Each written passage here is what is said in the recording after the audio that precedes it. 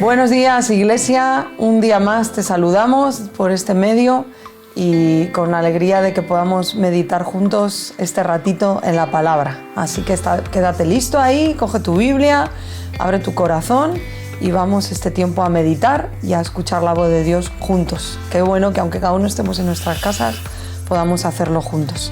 Y quiero compartirte un salmo porque los salmos hablan, en muchos de los salmos sale la palabra Selah, que es una palabra que tiene varios significados, pero en general entendemos que es como una pausa, ya sea musical o ya sea del escritor que quería hacer una pausa en ese momento antes de pasar a la siguiente parte, pero es una pausa. Algunos estudiosos dicen que literalmente significa pararse y escuchar.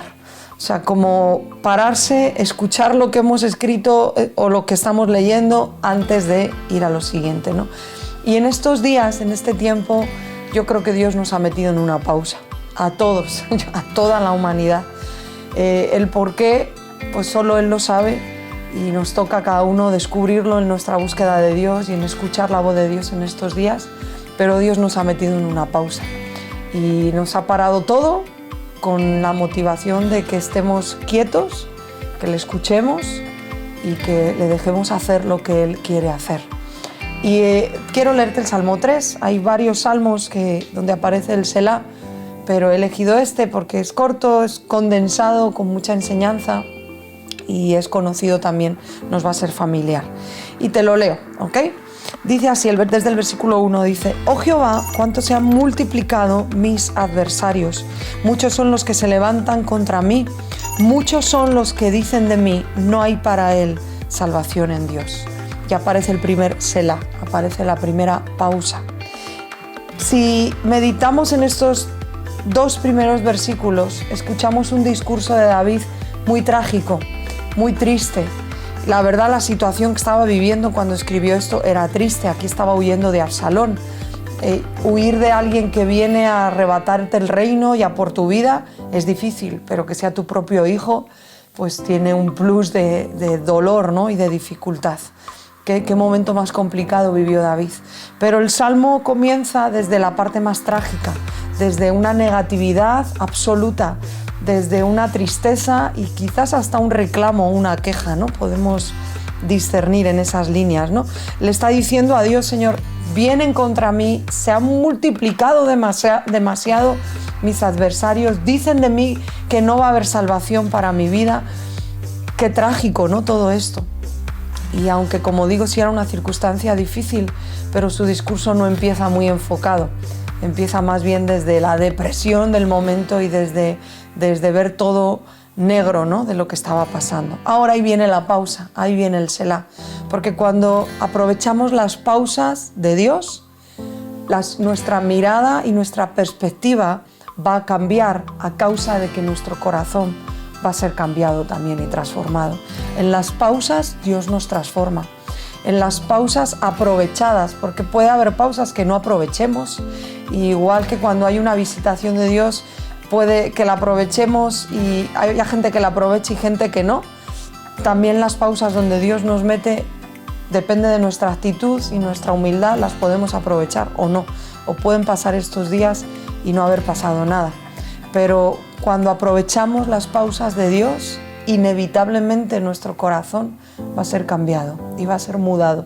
Y eso va a transformar nuestra perspectiva y nuestra manera de ver las cosas. Porque dejamos de ver con nuestros ojos y empezamos a ver la verdad de Dios en medio de la circunstancia. Ahora, después de esa pausa, fíjate cómo cambió el discurso y la oración de David. Dice: «Mas tú, Jehová, eres escudo alrededor de mí. Tú eres mi gloria y el que levanta mi cabeza. Con mi voz clamé a Jehová y Él me respondió desde su monte santo». Todo ha cambiado después de esa pausa. Después de esta pausa en la que estamos metidos, podemos salir transformados y aunque haya circunstancias que sigan igual, pero nuestra vida no va a ser la misma. Y podemos descubrir la intención de Dios en todo esto.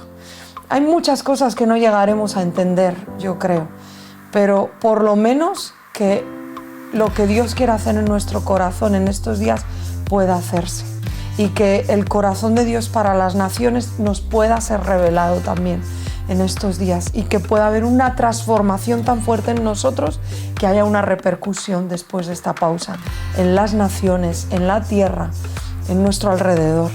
Ahora, fíjate que la segunda parte de lo que hemos leído ya está declarando a Dios como su escudo, como su gloria y quien levanta su cabeza.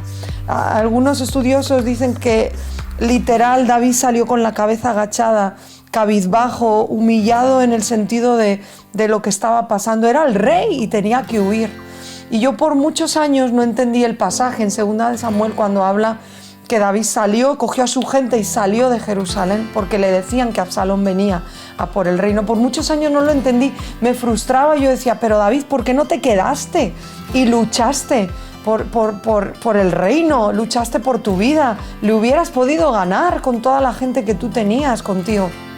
Pero descubrí que había algo más profundo y más alto en las intenciones de David que resistir o aguantar su reinado. Había algo más alto en medio de todo eso.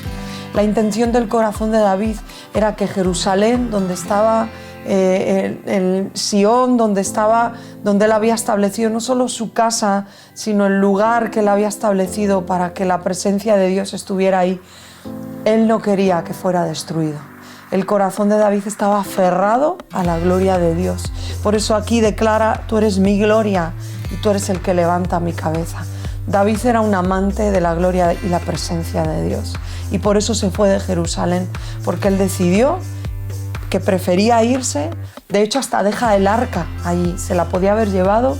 Y si lees el pasaje en 2 de Samuel, dice, no, el arca se queda aquí. Se queda en su sitio. Y si Dios me lo concede, algún día podré estar con ella de nuevo. Pero David amaba la gloria de Dios. Y aquí, después de su primera pausa, David se vuelve a enfocar en la gloria de Dios. David se vuelve a enfocar en quién Dios era, en que era su escudo, en que cuando él clamaba a Dios le iba a escuchar. Pero hay otra pausa. Y después de esa pausa vamos a leer lo que siguió orando y diciendo David. Dice, entonces yo me acosté y dormí y desperté porque Jehová me sustentaba. Ahora su perspectiva había cambiado del todo.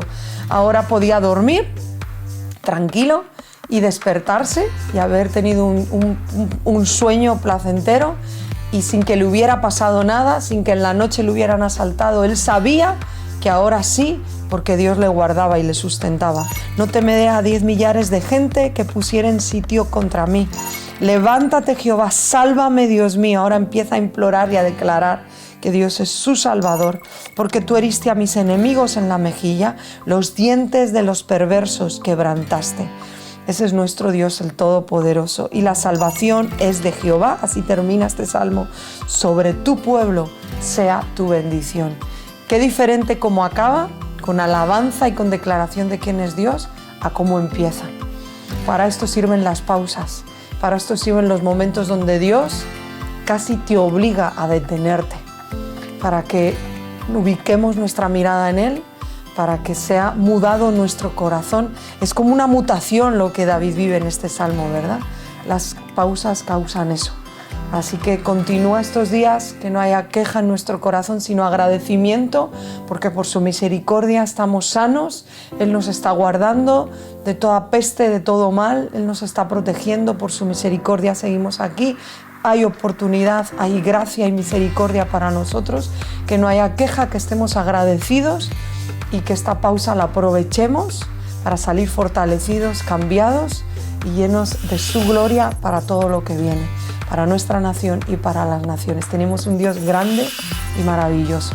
Os amo, iglesia, y en la distancia, pero cerca, seguimos siendo iglesia.